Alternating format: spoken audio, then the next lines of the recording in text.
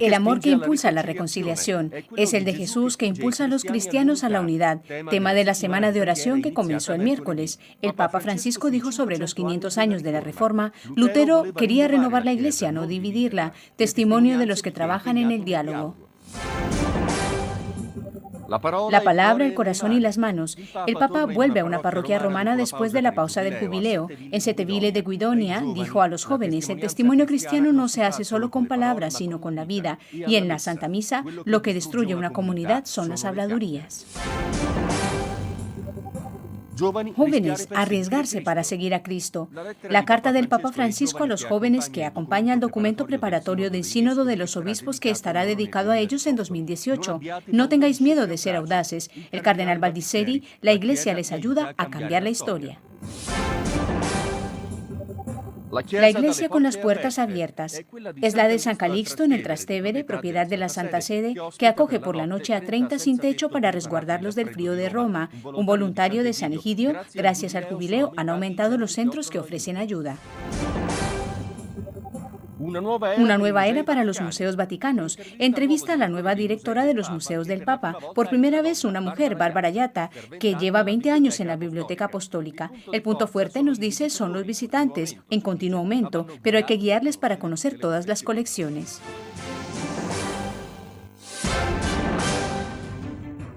El miércoles se inauguró la Semana de Oración por la Unidad de los Cristianos, las palabras del Papa Francisco y el testimonio de quienes trabajan en el diálogo, recogidos por Alessandro Di Bussolo.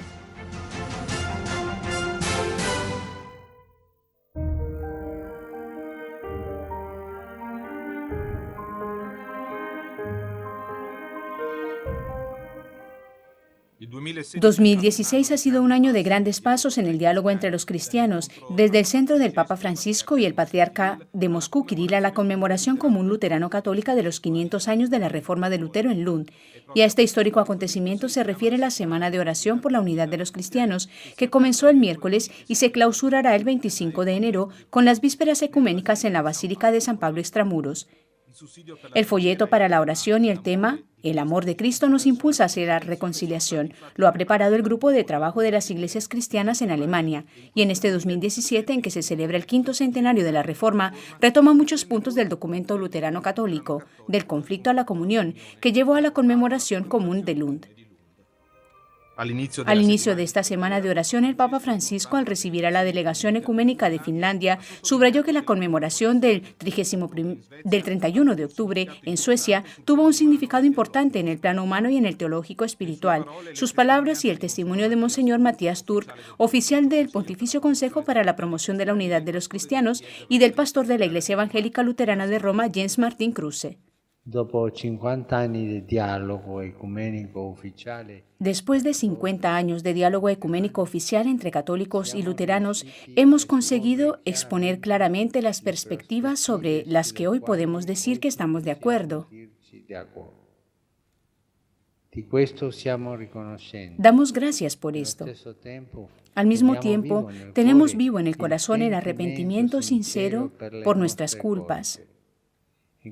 En este espíritu, en Lund, se recordó que la intención de Martín Lutero hace 500 años era la de renovar la Iglesia, no la de dividirla. El pensamiento de Martín Lutero quería ayudar a la Iglesia, renovar la Iglesia de una manera buena y justa. La consecuencia de la separación de las iglesias no era una intención de Lutero mismo. Allora possiamo ritrovare l'intenzione importante e buona e La consecuencia de la separación de las iglesias podemos ahora verla desde el punto de vista de recuperar la intención, hacer juntos un camino y utilizar las ideas y los pasos teológicos importantes mostrados por Lutero. La oración ecuménica de Lund fue un acontecimiento muy bello, muy importante. Significa que este 2017, en que celebramos la memoria de los 500 años de la Reforma, avanzamos juntos, católicos y luteranos, juntos con el Papa, y esto para mí y para muchísimos fieles de nuestra Iglesia es un gran signo de esperanza. Hemos comprendido muchísimas cosas en este camino ecuménico de 50 años y hemos aprendido también muchas cosas de la Iglesia Católica sobre la liturgia, los sacramentos, sobre la responsabilidad por este mundo. La manera de conmemorar ecuménicamente la Reforma se lee también en el folleto de la Semana de Oración. Es hacer una celebración de Cristo. Por eso se eligió como lema la frase «El amor de Cristo nos impulsa hacia la reconciliación», sacada de una de las cartas de San Pablo a los Corintios y que citó el Papa en la exhortación Evangelii Gaudium. Cuando nos acercamos a este amor, nos acercamos los unos a los otros. Y entonces es importante que encontremos de nuevo un camino para comprender qué es este amor de Cristo y después caminemos juntos hacia la unidad de los cristianos. Es el mismo amor de Cristo el que nos une y el que nos indica el camino que hemos de recorrer. Con Jesucristo en el centro estamos seguros de encontrar la unidad perdida en el futuro. El miércoles 18, el primer día de la Semana de Oración, el Papa Francisco habló de ella en la audiencia general, saludando también a la delegación del Itinerario Europeo Ecuménico, iniciativa de diálogo que nació en Alemania, a la que acompañaban en el aula el pastor Kruse y Monseñor Turk. El Papa volvió a recordar con emoción la oración ecuménica en Lund. En el espíritu de esta conmemoración común de la Reforma, miramos más lo que nos une que lo que nos separa.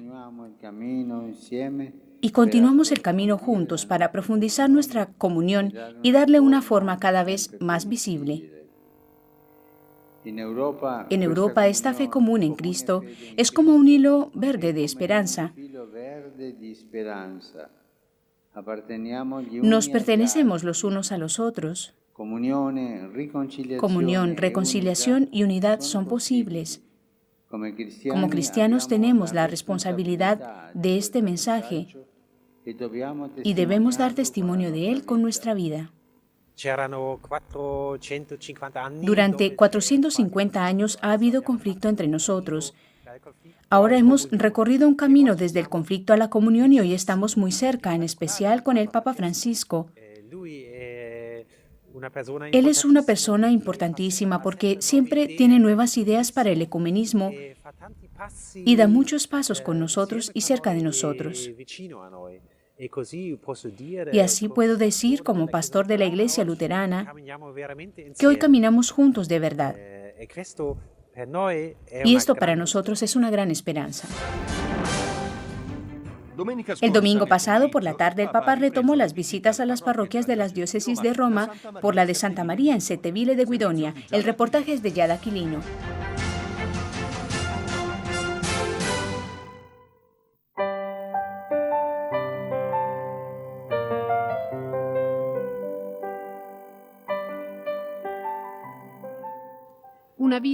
Una visita en el signo del testimonio de Cristo. El Papa Francisco reemprende tras la pausa del año jubilar las visitas a las parroquias romanas desde Santa María en Setteville de Guidonia. Lo primero que hace es reunirse en privado con el vicario padre Giuseppe Bernardino, enfermo de ELA desde hace 2 años e imposibilitado para moverse autónomamente. Papa el fruto de su trabajo cuando habla con los jóvenes de la postconfirmación, que empezaron hace 2 años su recorrido justamente con don Giuseppe. El pontífice, respondiendo a uno de los jóvenes, se detiene en el significado del testimonio. Yo puedo hablar del Señor, pero si no hablo con mi vida dando testimonio, no sirve. Pero Padre, yo soy cristiano y hablo del Señor. Sí, pero tú eres un cristiano papagayo. Solo de aquí, palabras, palabras, palabras. ¿Te acuerdas de aquella canción? Sí. Parole, parole, parole. E niente di più. No, vosotros no. La testimonianza cristiana si fa. El testimonio cristiano se hace con la palabra, con el corazón y con las manos. Después exhorta a los fieles, a los que animan en la parroquia a 8 comunidades neocatecumenales, a escuchar, a salir al encuentro, pedir perdón y perdonar, realizar las obras de misericordia con enfermos, encarcelados, pobres, y tener fe, viviéndola y demostrando con los hechos lo importante que es. Non si deve spiegare. Sentite bene questo. No hay que explicar. Escuchad bien esto. Hai un amico, un'amica che non Si tú crede, tienes un amigo o una amiga que no cree, devi dire, ma tu devi credere per no has questo, de per decir, questo, per questo, pero tienes que creer spiegarle por esto, tutte por le esto y por cose. esto, y Questo explicarle non todas las si cosas. deve fare. Esto no se debe hacer. Questo si chiama proselitismo. E i Esto se cristiani llama non proselitismo. dobbiamo fare proselitismo. Y los cristianos no debemos hacer Cosa si proselitismo. deve fare? ¿Qué Se se io debe non posso hacer? spiegare, cosa devo fare? Si no debo explicar, ¿qué debo hacer? Vivere tal modo che sia lui o lei Vivir de tal manera a que sean chiedermi, él o ella los que me "Perché tu vivi pregunten, così? ¿por qué vives Perché así? tu hai fatto questo?" ¿Por qué has E hecho lì esto? sì, Y entonces spiegare. sí explicar. Cuenta Que a veces ha caminado en la oscuridad de la fe. Hay días, explica, en los que no se ve, pero después con la ayuda del Señor se le vuelve a encontrar. Abraza a los enfermos asegurándoles que Jesús está cerca de ellos y se reúne con los padres de los 45 niños de la zona bautizados durante el año. Y después, presentados por el párroco don Luigi Tedoldi, conoce a los colaboradores de la pastoral. Después de confesar a 4 personas, en la homilía de la misa el Papa Francisco vuelve a invitar a dar testimonio de Cristo. Pero recalca, una parroquia es incapaz de hacerlo si permite que en su interior se insinúen habladurías. Volete una parrocchia perfetta? ¿Queréis una parroquia perfecta? Niente chiacchiere. Nada de habladurías. Se tu hai qualcosa Nada. contro di uno, vai Si a dirlo tienes alla algo contra faccia. uno, ve a decírselo a la cara o dilo al párroco, pero Fra voi. no entre Questo è il vosotros. segno che lo Spirito Santo è in una parrocchia. Esa es la señal de que un Espíritu Santo está en una parroquia. C'è una colección de pecados. Hay una colección de Uno prende pecados. questo, uno prende quell'altro, Uno toca tutti esto, sono uno toca lo otro, pero todos somos Ma quello pecadores. che distrugge, Pero lo que destruye, come il tarlo, como la carcoma, una comunidad, sono le son las habladurías. El viernes pasado se presentó el documento preparatorio del Sínodo de los Obispos sobre los jóvenes y la fe, acompañado de una carta del Papa a los jóvenes. De nuestra parte estaba Cecilia Sepia.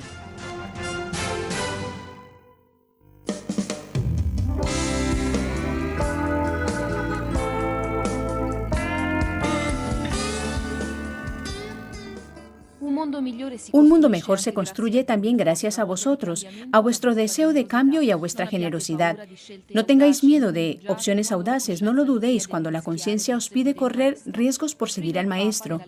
Lo escribe el Papa en la carta que dirige a todos los jóvenes con motivo de la presentación del documento preparatorio para el Sínodo de los Obispos que se celebrará en octubre de 2018 sobre el tema Los jóvenes, la fe y el discernimiento vocacional, una exhortación, la de Francisco, que recuerda el espíritu de la última JMJ de Cracovia, renovando la invitación de salir de los propios recintos para construir una sociedad más justa y fraterna y hacer oír a Dios el grito de un pueblo que dice basta al chantaje de la violencia y a la cultura del descarte.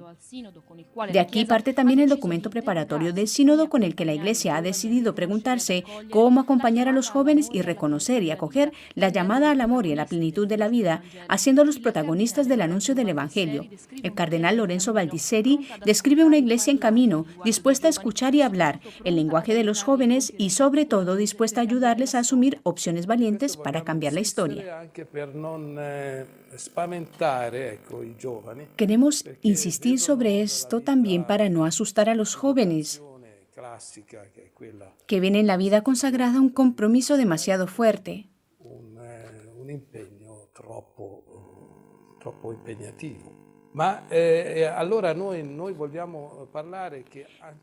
También se trata de formar una familia, es una labor verdaderamente importante. Se trata de una opción de vida, de un proyecto de vida, vocación en el sentido amplio de la palabra, que significa hacer un camino un itinerario para después llegar a decidir. El documento abre la fase de consulta con el objetivo de recoger información sobre la situación de los jóvenes entre 16 y 29 años en los distintos contextos en que viven, para poder examinarla después para el Instrumentum Laboris. El texto, que ya se ha enviado a todas las conferencias episcopales, se divide en 3 partes: escucha de la realidad, la importancia del discernimiento que nace de la fe en Jesucristo, la acción pastoral de la comunidad eclesial. Nosotros como Iglesia hemos de asumir la situación y decir: queridos jóvenes, vosotros podéis decidir vuestra vida de verdad. Y nosotros, los pastores, os acompañamos. No somos los que imponemos lo que habéis de hacer en el futuro. Nosotros estamos ahí para deciros cómo podéis elegir y cuáles son los caminos, cuáles son las ventajas y desventajas. Una proyección al futuro, pero acompañándoles, no como una imposición, sino con convicción. 3 novedades se explicaron en la rueda de prensa: un cuestionario, parte integrante del documento preparatorio, con 15 preguntas dirigidas a todos indistintamente y 3 específicas para cada zona geográfica. Compartir las buenas prácticas pastorales para que puedan servir de ayuda a toda la Iglesia. Y por último, la puesta en marcha desde el 1 de marzo del sitio de internet sinodogiovani2018.va, donde todos los jóvenes podrán seguir las fases de preparación de la asamblea. Federica Sessi, licenciada en Derecho, expresa su alegría por este sínodo. No todos los jóvenes tienen el privilegio que tenemos nosotros aquí en Roma. Reconocemos bien todos los fenómenos de violencia, abandono. Me doy cuenta de que la realidad juvenil no es la misma, las exigencias no son las mismas, pero la exigencia de tener un discernimiento vocacional, de ser acompañados en la fe, de tener figuras de referencia que no solo sean maestros, sino auténticos testigos, es fundamental.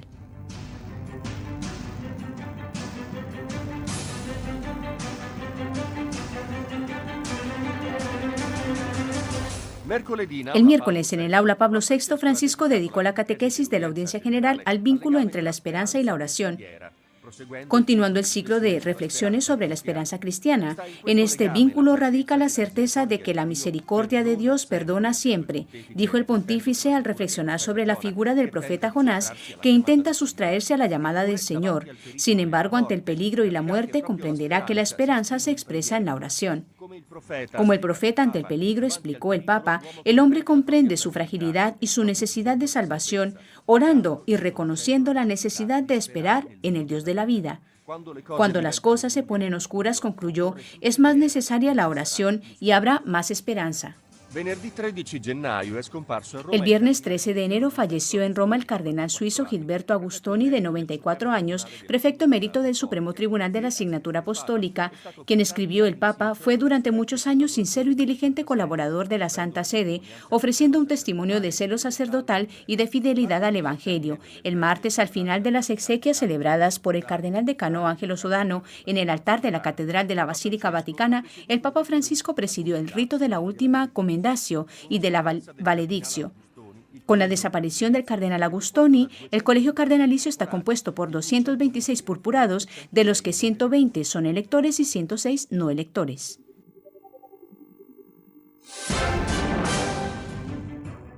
Desde hace unos días en Roma, la iglesia de San Calixto en el Trastevere, propiedad de la Santa Sede, acoge por la noche a 30 sin techo para protegerlos del frío extremo. Nos habla de ello Benedetta Capelli.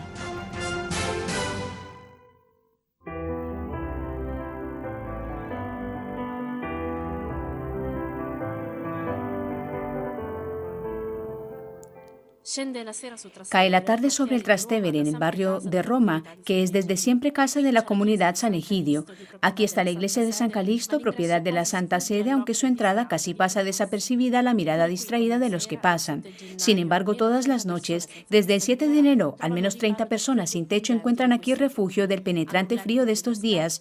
Tienen una cama que les espera y paredes pintadas al fresco que abrazan y calientan más que las estufas encendidas. San Egidio ha recogido el temor de los amigos de la calle de no recibir ayuda y pidió permiso al Vaticano para utilizar los locales de la iglesia, ya confiada a la comunidad, para las catequesis dirigidas a las personas con discapacidades y los ancianos. La iglesia es siempre acogida. Massimiliano Signifredi es uno de los numerosos voluntarios.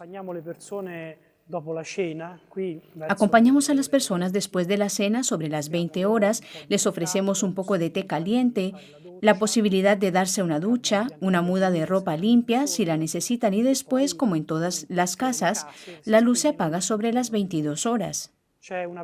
Hay una persona que me ha contado que se despertó pronto por la mañana. Abrió los ojos y vio los frescos de la basílica. Me parece que estoy soñando. No estoy despierto, estoy soñando. ¿Dónde estoy? ¿En un palacio? Y después me dijo, esta es la protección de la Iglesia sobre mi vida. Acostumbrados a la desconfianza, aquí las personas también encuentran protección contra la indiferencia. A las 8 de la mañana reemprenden su viaje por las calles de la ciudad y entre las miradas molestas de la gente que les ve como descartes. Pero después, por la tarde, en esta iglesia con las puertas abiertas, pueden volver a sentirse en casa.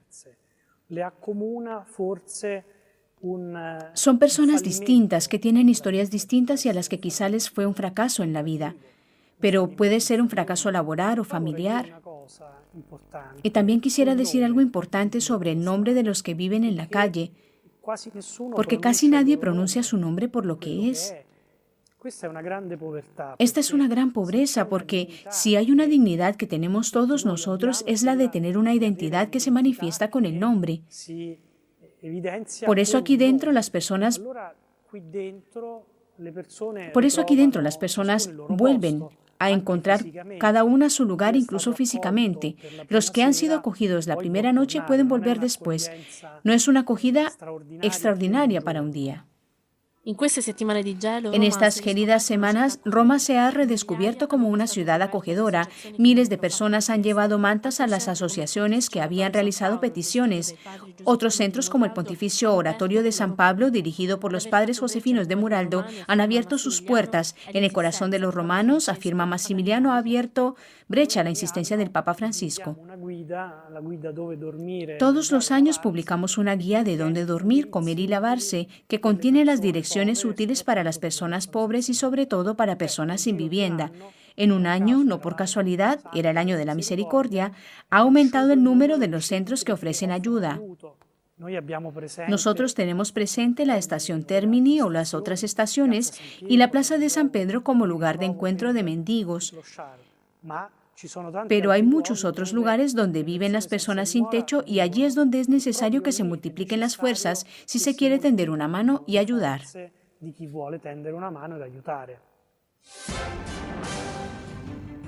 Los museos vaticanos tienen una nueva directora, por primera vez una mujer, Bárbara Yatta. Bárbara Castelli la ha entrevistado.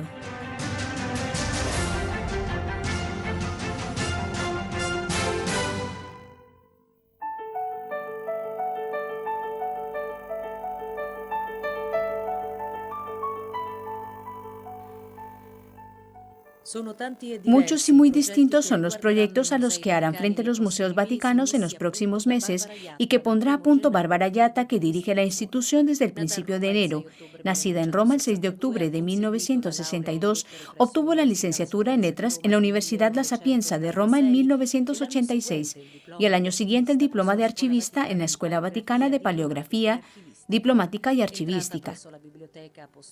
Entró en la Biblioteca Apostólica en 1996 y ha sido responsable del Gabinete de Documentos Impresos, directora de la gráfica del Departamento de Impresos y desde junio pasado, subdirectora de los Museos Vaticanos, primera mujer en la historia que ocupa el cargo de dirección. Bárbara Yatta ve este cargo con entusiasmo y dinamismo. Continuaremos con una serie de proyectos que ya fueron puestos en marcha por la anterior dirección. Tenemos varias iniciativas de exposición, entre ellas una bella, grande e importante exposición sobre la menorá, en colaboración con el Museo Hebraico de Roma en mayo. Pero sobre todo, tenemos a corto plazo la presentación del nuevo sitio de los Museos Vaticanos, que será la interfaz ante el mundo, renovada y diseñada de nuevo,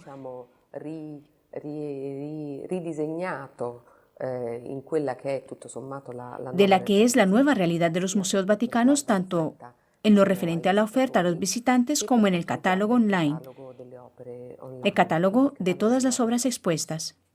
¿Cuál es el bagaje de experiencia que guarda la Biblioteca Apostólica Vaticana? Vengo de una entidad donde se realiza investigación, donde se publican los catálogos de las obras, así que con seguridad estos aspectos, investigación, catálogos, conocimiento y divulgación. No hay duda de que este es el bagaje fundamental que me traigo de la bellísima experiencia de la Biblioteca Apostólica Vaticana durante 20 años. En los museos vaticanos, ¿cuáles son los puntos fuertes y cuáles los que hay que perfeccionar? La ampliación, la apertura a muchos turistas es con seguridad un punto fuerte, porque es una manera de compartir, de dar a conocer el extraordinario patrimonio de nuestras colecciones al mundo y los más de 6 millones de visitantes que encuentran en nuestros museos, que se encuentran en nuestros museos. Y el punto crítico es justamente el mismo. Estos 6 millones hay que gestionarlos de una forma más coherente.